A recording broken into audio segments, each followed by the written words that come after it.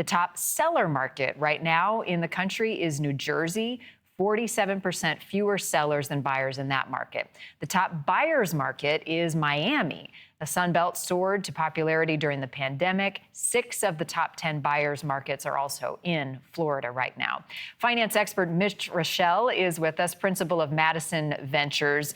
I guess you got to start. Interest rates play a big part in kind of buyer beware. People don't want to take on some of the high rates right now. Is there any indication that that's going to change soon? Not to get too in the weeds on the Treasury market, but it's more likely than not that the level that interest rates are at, I think you showed, 6.75 as the interest rate on the 30-year fixed rate mortgage. That's probably where we're going to be for a while.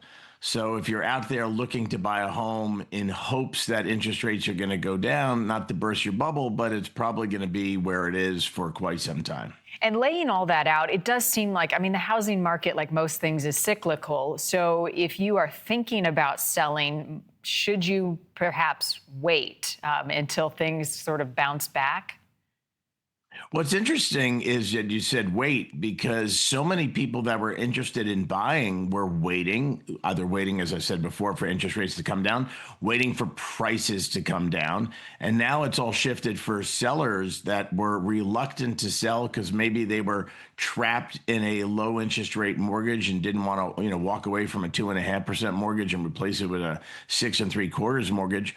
Or prices were going up so rapidly that they didn't want to sell their house and then not be able to find a replacement house.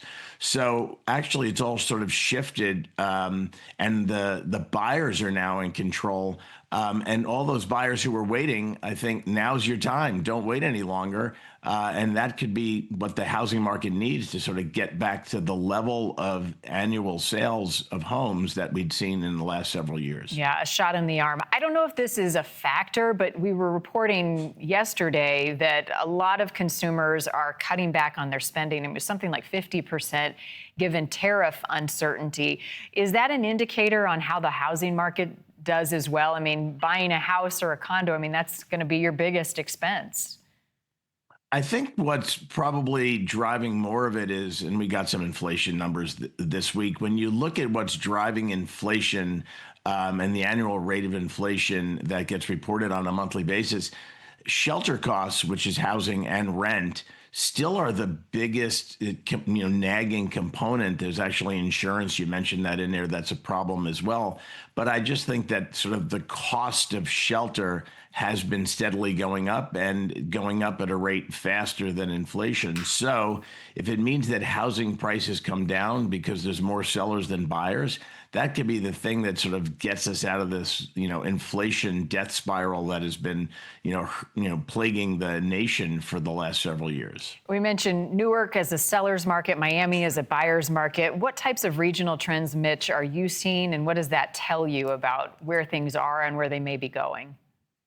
I think one of the problems, and I don't live too far from Miami, 2 counties north of it in Florida, but one of the things that's baked into the housing data is condominiums and houses. They're lumped together. And we're seeing in some parts of the country that condominiums, for a variety of reasons, have fallen out of favor with buyers. That's why you're seeing, Florida, there's 2 different markets in Florida. There's single family homes and condos. Condos are difficult to sell. Single family homes are still moving. But geographically, we're still seeing this trend of people looking to move to places that have a better quality of life. Maybe that tells us that Newark, New Jersey, where I worked about 40 years ago, has a better quality of life. I was sort of stunned to see Newark as the buyer's market. But trend-wise, that sort of moving to places where jobs are, that's going to continue for quite some time. There is some data suggesting that areas in the Midwest and kind of the Northeast are seeing growth, especially near expensive metros. When you talk about quality of life, does that sort of play into that argument? I think it's more, I've always said that jobs chase people, not the other way around. And that was when we were in a tight labor market. I think the labor market is shifting somewhat as well. And jobs are not, there aren't 2 times the number of job openings that there are people to fill those jobs. So I think we're starting to see people make decisions around not just quality of life, but also, where can I get a good job? And that was a shift away from big metros to, people were leaving New York and going to Florida, going to Nashville, that are smaller metros.